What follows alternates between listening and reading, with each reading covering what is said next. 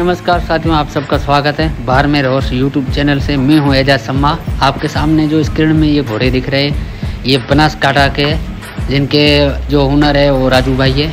बहुत शानदार एक फार्म बना हुआ है और उसमें एक से बढ़कर एक घोड़े है। बहुत अच्छे घोड़े भी यहाँ है और बहुत शानदार स्टैंड फार्म है बनासकांठा में।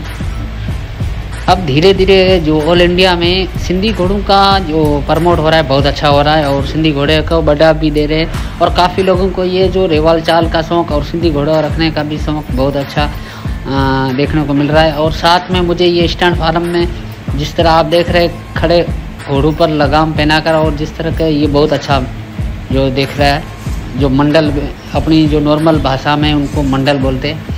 और जिस तरह घोड़ों की ब्लड लाइन और घोड़े की जो लुकिंग है बहुत अच्छी है। इसमें एक वाइट है और एक ब्लैक और थोड़ा महुआ कलर टाइप का है और एक जो आपको बादामी कलर में दिख रहा है।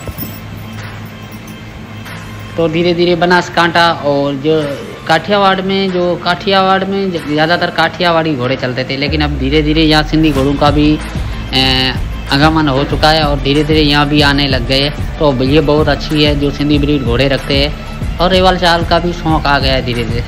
Thank you.